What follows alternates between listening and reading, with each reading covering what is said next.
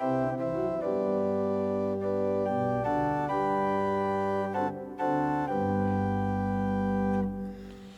cannot own the sunlit sky, the moon, the wild clouds growing, for we are part of all that is within life's river flowing. With open hands receive and share the gifts of God's creation, that all may have abundant life in every earthly nation. When many people think of the life and times of the Church of the Redeemer, the sentiment, "Thanks be to God," is usually not very far away. So that is the theme for this gathering of people, their reflections and their gratefulness for the Church's past, present, and future. The Church of the Redeemer was founded 150 years ago, in 1871. It is on land at Avenue Road in Bloor that was part of the Toronto Purchase, or Treaty 13, in 1805 from the Mississaugas of the Credit First Nation. It is also resting on the traditional lands of the Wendat, Haudenosaunee, and Anishinaabe nations. The current building, Redeemer's Gathering Place, was opened in 1879. That's a lot of history. But Christian faith is about people, not buildings, and it is about moving into the future with care and respect and hope. In all its 150-year history, resurrection is a recurring theme in the Church of the Redeemer story, most famously when the Washington ladies brought the parish back from the brink, overturning closure and infusing new life. The resurrection experience at Redeemer, new life, does not stay the same, but is ever-changing and ever-growing into hope through Jesus Christ. And so, here are the voices and thoughts of 10 Redeemer parishioners discussing just that. In this first part, under the theme Resurrection, you will hear Abigail Young looking back, Rowan Waite talking about where Redeemer is now, and Susan Graham Walker looking forward. When bodies shiver in the night and weary wait for morning, when children have no bread but tears and war horns sound their warning. My name is Abigail Young, and I started coming to Redeemer, I think in 1980, around 1980. I was still a student, and we had been going to St. Thomas's, Smoky Tom's, because it was near the university. Before Redeemer was reestablished as a parish, we were run by the diocese in conjunction with community leaders. It was a difficult blend of feelings and also styles, and no parish had ever been reestablished. The last rector, Canon Pritchard, had wanted to go out with a bang, and he did not want the parish to continue. And a group of people in the parish, headed by the Haslam sisters, started meeting in their home on Washington Avenue, planning how they might go directly to Bishop Louis Garnsworthy and ask him if he would help. So they went to him, and because they were, serious people whom he couldn't just ignore. Phyllis Haslam was a member of the Order of Canada. She was a significant person. So he let Canon Pritchard go ahead and retire, But instead of saying, okay, that's it, no more Church of the Redeemer, he invited Tim Foley, who had a record of success up at St. John's York Mills in a church plant. He invited him to come to Redeemer and try to make the parish grow again. He came and he worked together with the people from the Washington Avenue group. And eventually, after a short time, he got a wonderful new curate named Kevin Flynn. Kevin and Tim, between them, brought new people in, young people. We like to say that we brought the average age of the 11 o'clock service down to 55 or 60 when we joined the church. But the people were very open to new things, and that was the spirit that brought the church back, I think. What I have seen as the core of resurrection at this church was, first of all, the openness, but also it was the ability to see people as individuals and not as part of a group. And now, in the face of the pandemic, things have come together with Zoom Church, as I like to call it, and other electronic communications. And I think it's just amazing to me that there's still that resilience in the group. And that gives me great hope for the future. My name's Rowan Waite. I've been at the Redeemer my whole life, all 18 years. My parents went here, so when I was born, I came here too. In these changing times, I would definitely say that the church feels just as much like a family as always. Like the same people have always been here, new people have come, people have left, but it's always kind of felt like a community. Like there's always people here I can talk to, and even like during the pandemic and everything that's happening, it doesn't really feel different. Everybody's still so warm, and the Zoom calls, while not as perfect as like an in-church service, they definitely still feel they have that Redeemer energy. It's quite a welcoming place. It always has been. I've always felt at home here. There's always like events, and it's always a good place to be.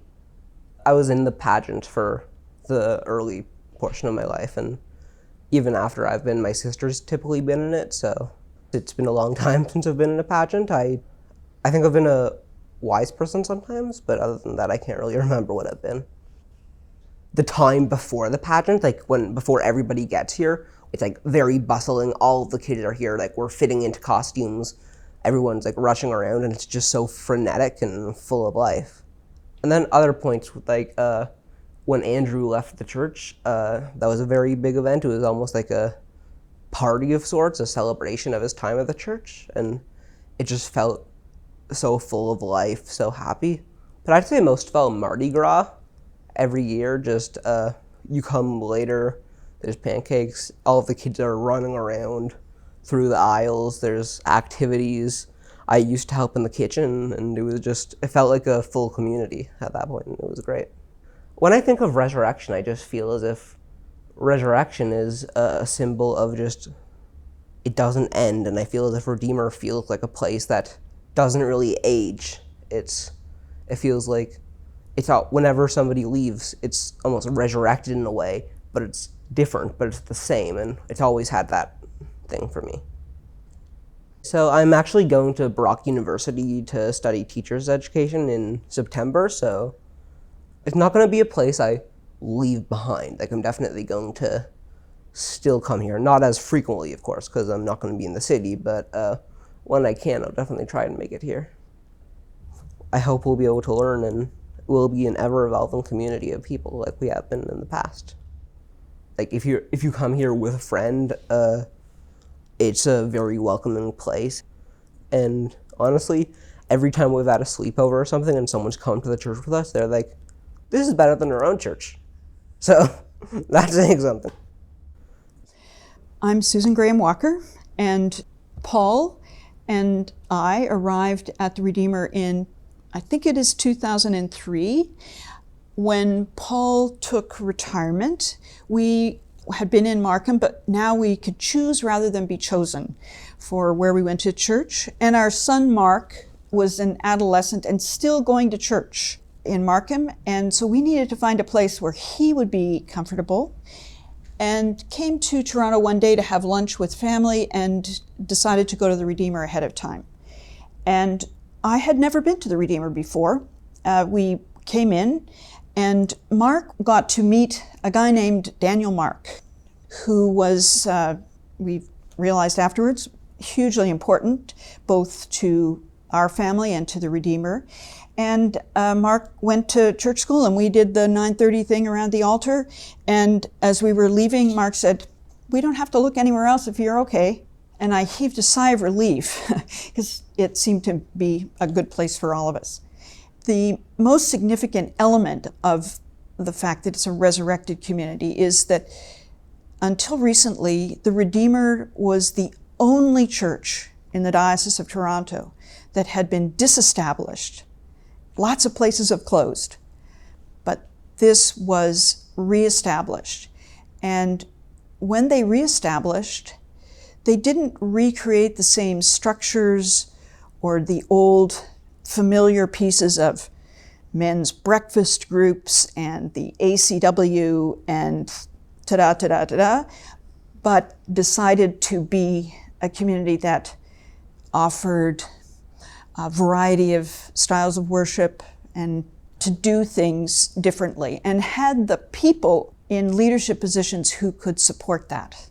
People like Ansley Tucker as the incumbent and John Campbell in music. The important piece about the life of the Redeemer after it was reestablished is that it acted as a resurrected community. It wasn't resuscitated. They didn't just breathe new life, new air into the same old tire or the same old wineskin. It was a new way of being church. During the pandemic, we've heard of people talk a lot about wanting to get back to the old normal. And I think for the church, we are not really, as a resurrected people, going to be serving our mission if we go to the old normal. And that it's a great opportunity for us to be looking for the next future. And we may not know what that is quite yet, but the congregation is undergoing a thoughtful process of listening for where we are being called to go next. Bishop Andrew on Pentecost began his sermon with some questions for us, and I found those to be very leading for us. Who are we? Where do we want to be going? And what is God calling us to be? And so those questions are part of the framework of how we will reimagine what the Church of the Redeemer will be like as it begins its next 150 years. That's exciting. Unless a grain of wheat falls to the earth and dies, it remains only a grain of wheat, and never the blade shall rise. For the grain of wheat produces much fruit, but only if it dies. Unless a grain of wheat falls to the earth, never the blade shall rise. Moving now to some ideas and reflections about justice seeking. Looking back, where Redeemer is now, and looking forward, here are Joey Perrin, Chris Ambidge, and Richard Van Delft. Reserves it to life eternal, for the grain of wheat produces much fruit, but only if it dies. Unless a grain of wheat falls to the earth, never the blade shall rise. My name is Jo Perrin, and I'm known as Joey. And I came to Redeemer in 1996, and it was a difficult time. My husband had left, and I did not expect this. And literally, I was walking by. I joined 5 or 6 female friends for lunch down Bloor Street, and I was just unable to be in that frenetic, busy, laughing community. And I fled down Bloor Street. And there at the corner was a sign out front, open for prayer and meditation. And without any thought to it at all, I was in the church. And as it happened, Joe Fricker was presiding at a small Eucharist. And I sat down, and I stopped shaking for the first time in 2 weeks. He gave a short sermon, and the reading was, "Come unto me, all who are weary and heavy laden, and I will give you rest." And I literally saw the burden, like a knapsack, being taken off my back and put at the foot of the cross. And that is the gospel truth. Healing brokenness. That was my first experience walking in. When Joe Fricker stood on the first Sunday that I attended, and he said, "We need to respond to the poor on our doorstep." And that's how I got involved. The people that came in were broken. And it was a welcoming place from the moment they entered. It felt non-judgmental and welcoming, the common table. And so we started with bagged lunches that they could just take out and have on the steps. But when the fall came, it was colder, and so people wanted to come indoors. So we then started making soup, and word was out. And we went from 10 people to 15 people coming in. And then they started coming earlier. At 9 o'clock they were in. In the end, there were regular guests standing across, which was then Club Monaco. And they would see my old Jeep pull up, and they'd say, "Hey, Joe, what's for lunch?" And I remembered that lunch that I'd had at Holt Renfrew with friends and how different my life was. I'd open the trunk, they'd take the bags, go up the steps and drop them off. I'd park at the Green Pea and race to the church, and then we'd start. And then it became a breakfast lunch program. And then we had donations of 150 pairs of thermal gloves in our first year. We had a donation of an enormous medical kit, which then led to Marg being the nurse at the lunch program. And in the end, it led to a kitchen and a new church hall. And the lunch program continued during the renovation. It was just amazing. And we are a motley crew. And I suddenly realized that in my brokenness, that was my most authentic self. And I could come here and I could help. And in the serving, I could never have imagined how I would heal from that. It was absolutely the Spirit of God working in broken people. I'm Chris Ambidge. I came to Redeemer in 1992, I think it was. I had been coming to Redeemer for Easter Vigil services because they smoked me out in my previous place. So I was coming here once a year for a few years. I even had envelopes for one Sunday a year. So that was the obvious place to start church shopping, and I never have to go anywhere else. A justice-seeking church is one that believes there are 7 days a week, not just Sundays when we do holy things. A justice-seeking church is looking out for those who are disadvantaged.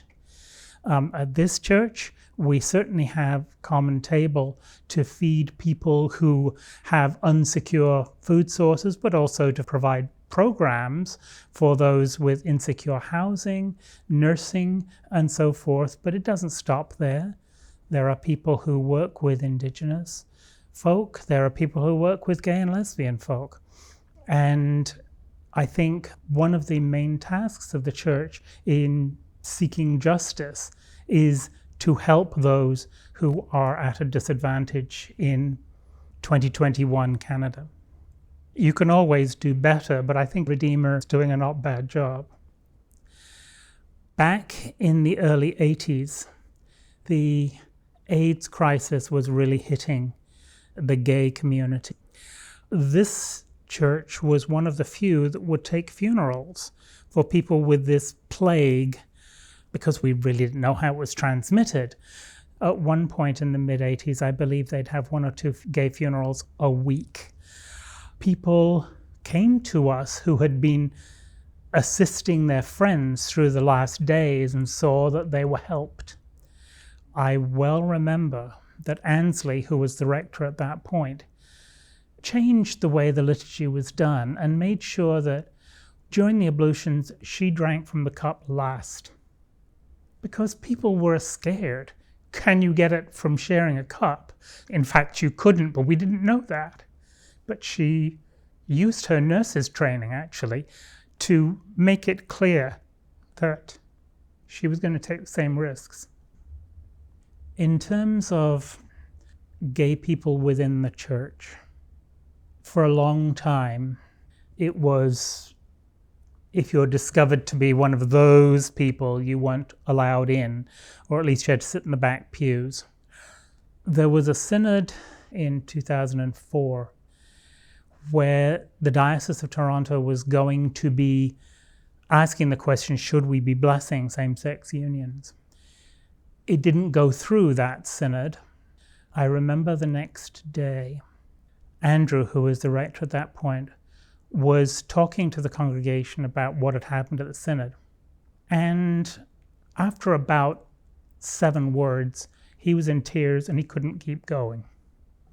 That level of support and empathy was really tangible for us.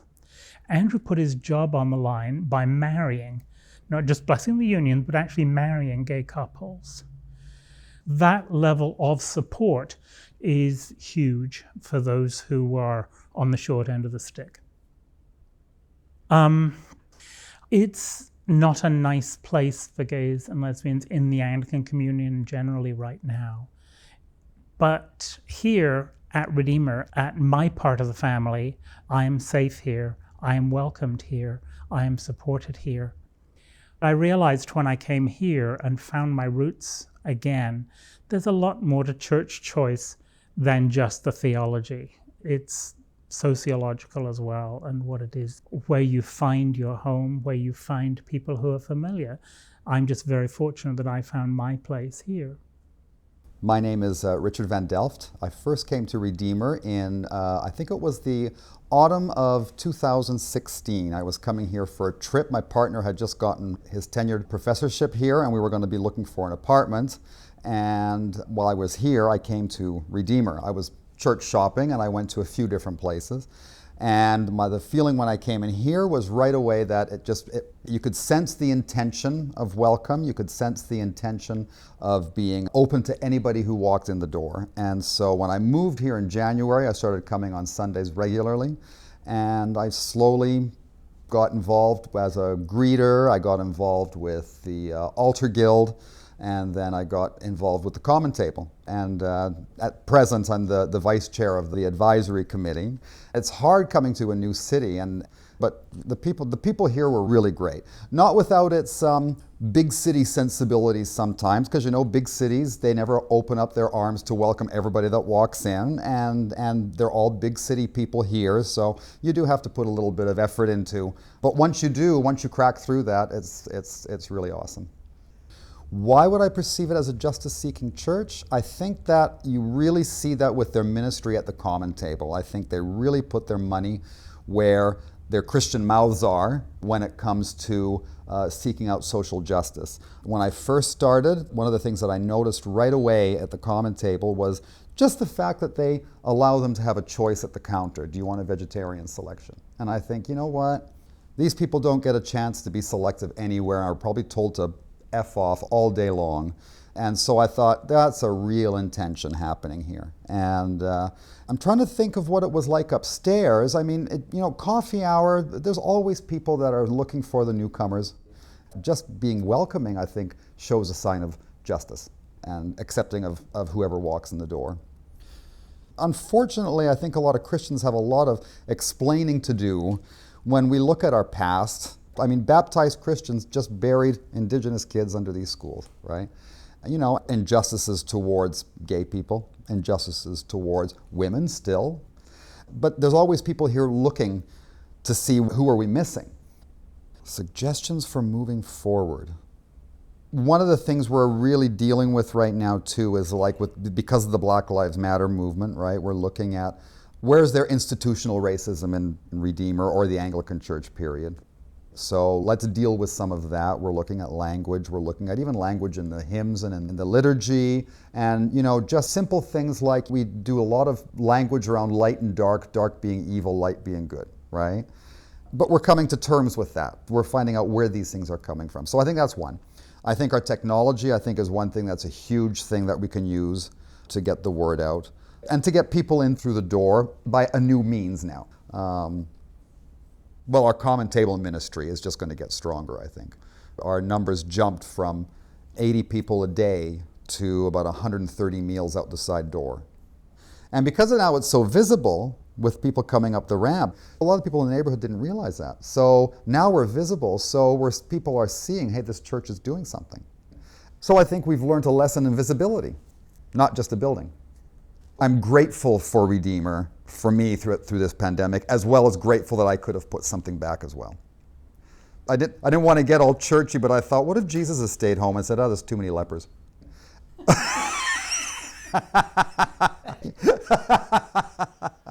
Hail the blessed morn, see the great mediator, down from the regions of glory descend.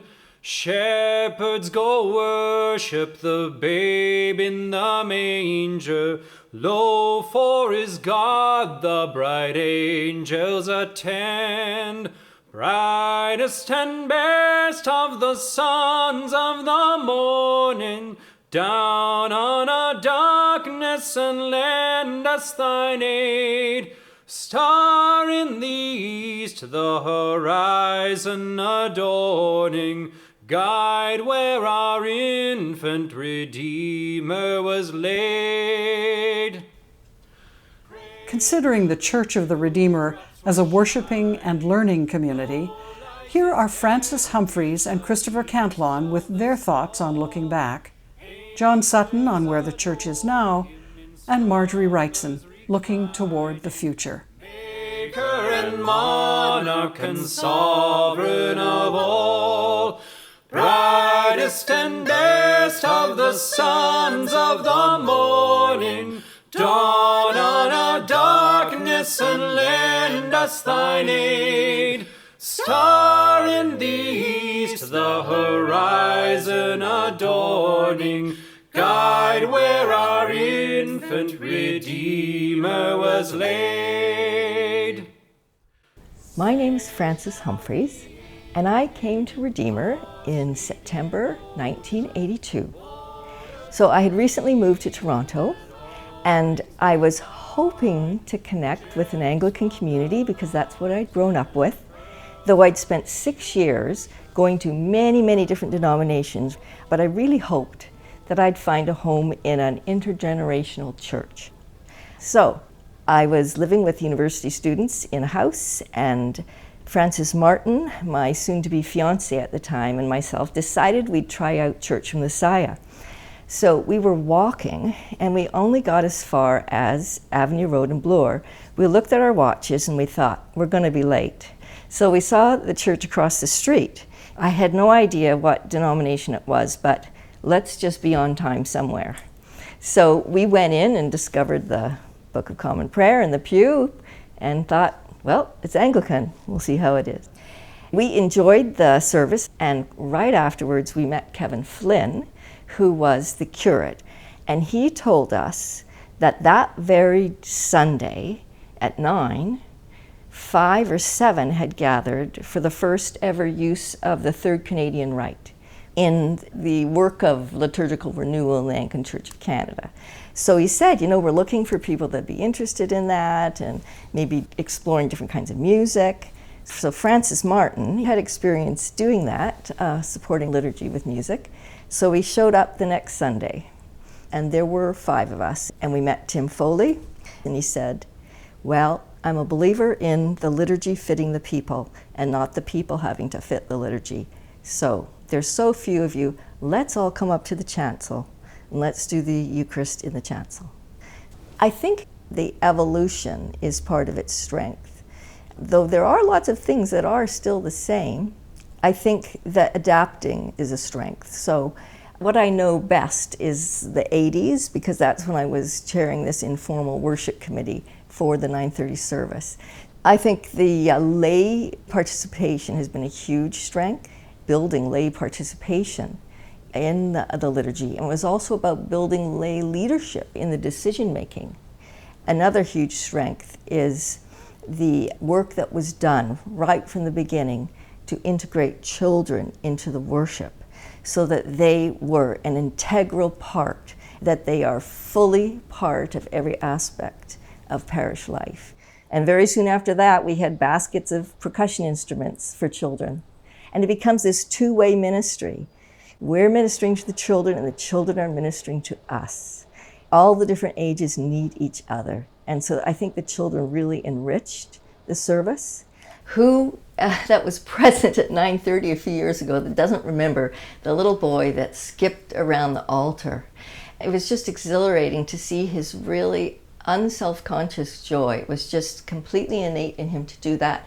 And I think about people in the congregation who could not begin to think of doing anything like that. And then he's skipping for all of us who can't skip and expressing the joy that is part of the gospel. In the 80s, I think there's a lot of little known events, activities, ministries of the 80s that for me look like seeds of more developed programs and ministries that came along in the subsequent decades. Certainly the clergy had a great deal to do with calling lay people forward, welcoming lay people into leadership. What I've learned most, I would say, is about collaboration, creativity, listening, and letting go. My name is Christopher Cantlon. I arrived at the Redeemer on the Easter Vigil in 1984. I had been in England studying theology and come back to Toronto and attending a parish near where my parents lived. And it was not working for me.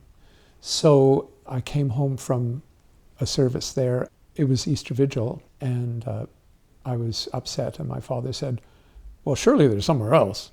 We looked in the paper, and Kevin Flynn was preaching, and so he said, well, let's go. So we went, and that was it. And so I stayed there from that point on. And shortly after that, John Campbell became the organist, and I was singing hymns, and he sort of looked over and said, what would you think about joining the choir?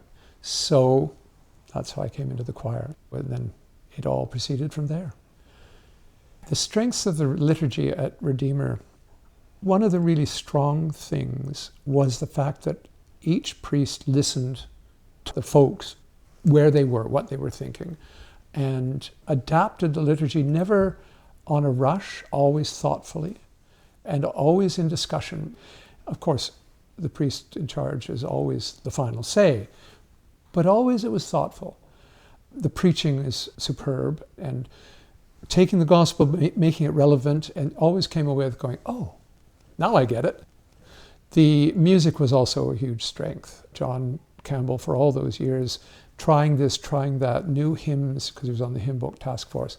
And then Bach came along, and we were doing Bach Vespers. And the Redeemer as a learning community, well, whoa, where do you start? Reading groups, discussion groups, even at coffee hour, somebody is saying, oh, well, I'm reading a book about such and so. I think, oh, right. And then there'd be 2 or 3 other people, and then people talking about those kinds of things. So learning not just from the preaching, but from other people. So constantly moving forward on ideas. Gradually, there would be people from the lunch program coming in. And so it was a welcoming community. As a gay man, it was a welcoming place to be. I think the nub of the Redeemer's survival is its ability to adapt and to move forward and keep people engaged. One of the great silver linings of this pandemic period has been online stuff. So I've been actually singing in the choir. We make a recording and Dan and Will put it all together, and very innovative. So lots of connections that way. The Redeemer is really given me a grounding that has allowed me to stay connected with God. In many ways, Redeemer's given me my life, my spiritual life. I grew up in a time when being different was hard. But for the Redeemer, it was, you've got blue eyes or brown eyes. Yeah, hello. So by being accepting, by being a lively group, it's allowed me to find a place in the spiritual life, to really know that I'm a child of God and part of a bigger group that also is a group of children of God. I'm John Sutton, and I first came to Redeemer on Ash Wednesday, 1990. I had called a long-time friend, Pamela Thompson, and said we were moving to Toronto and I was back in Toronto working, and could we get together? I said, what about Wednesday night? And she said, no, I can't do that. It's Ash Wednesday. And I said, where are you going? And she said, I'm going to Church of the Redeemer at Avenue and Bloor. And I said, well, why don't I meet you there? And she said, we'll have dinner at Prego and you can meet Gordon.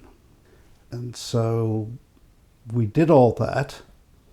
And then Labor Day weekend, 1990, the family moved up from Dallas to Toronto, and pretty much soon after that we started going to Redeemer and continued basically since then, except for a 12-year hiatus. Having been active in a large church community in Dallas, when we came to Toronto, we found that the Redeemer community had excellent sermons, and the people, at that time, the people we mixed with were early in family formation times. Our kids were a little older, and it felt right. And subsequently, it felt more right the longer we were involved. Redeemer's a community that challenges in many ways, I think. And by focusing on quality of the religious learning experience, which I think is a lifetime endeavor, the perspectives that we're given at Redeemer are oftentimes quite different from what the traditional interpretation of a particular story might be, and it opens your mind constantly. And so that constant refreshment that happens, I think is very attractive to what I'd call consciously competent Christians. I think the cornerstones of worship at Redeemer are solid liturgical practices, excellent preaching, and a holistic and welcoming approach from the community. I think the video technology will come to enable a much broader participation than we can presently ask or imagine, because there are people who are participating in our services now who would not be there except for the technology. And I think of people in different parts of Canada. Chris Cantlon sings in the choir from Stratford, Ontario. That wouldn't happen. Ruth and Peter Dale's daughter participates in the service from New York. Mary Bull's son participates in the service from wherever it is that he lives. And seeing those connections and hoping that they will be strengthened as we go forward, to me is positive. I'm very optimistic, actually, as to what's going to happen. My name is Marjorie Wrightson. I came to Redeemer on a very snowy Sunday in February of 1993. I was a burned out church warden from another parish. I could see Redeemer's roof from my bedroom window, and I thought, I'll come there because I can just go sit in a pew and nobody's going to ask me to do anything. So I arrived, and that first Sunday really made an impression on me. I couldn't believe that the pews were all full of people of varying ages. The preaching was thought-provoking. There were actually women who could be communion ministers. And worship just seemed very genuine. The first day, I knew I had found my church home, and I've been here ever since. Worship and learning are very important to me. Faith is a lifelong journey with its ups and its downs. And I certainly learned here that it is perfectly okay to have questions. You don't have to check your brain at the door. One example could be how we journey as a community through Holy Week. You're very conscious of the mood becoming more somber as the week goes by. And then, of course, during the Vigil on Saturday night, it changes from sorrow to joy. And I have found that that was a very helpful experience of Holy Week, to go through it as a community day by day. Another very different facet of worship has been this past year when we've been on Zoom. And it's very difficult to feel any kind of intimacy. But this year, Stephen Mackison made it a very personal experience for everyone. On Ash Wednesday, he went one by one, naming each person in each Zoom box on his screen, saying, dust to dust, ashes to ashes, and invited people to make the sign of the cross on their forehead at the appropriate time. I do a lot of my learning through listening to sermons. We have been so fortunate over the years to have had so many really good preachers. That has been a constant as far as learning. We have been very fortunate to have some real scholars here. For instance, someone like Ann Jervis, who is a professor and is not only a very good preacher, but has also contributed to some of the Learning at Redeemer programming. And then you get somebody like Andrew Asbill, who would memorize his sermons and had a real gift for putting things into language that we could relate to. There's a strong involvement of the laity in leadership. People share their gifts. I think we have learned a lot this past year about doing things differently, and that we have been able to include people by doing things online who would not have been able to participate in the church. Our scholar in residence, Nate Wall, has a program called Marginalia, which is a Sunday school for adults. I think he's actually getting a larger group of participants by having it online.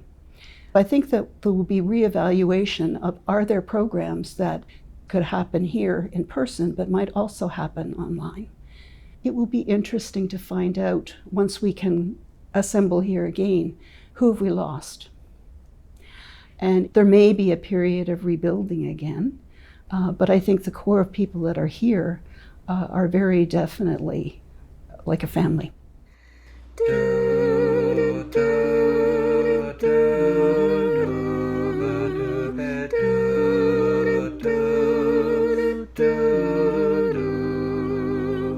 You with the sad eyes, don't be discouraged. Oh, I realize it's hard to take courage in a world full of people. You can lose sight of it all, and the darkness inside you can make you feel so small.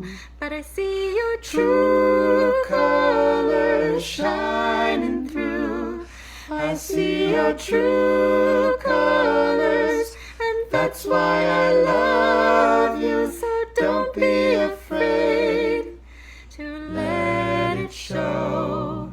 Your true colors, your true colors are beautiful like a rainbow.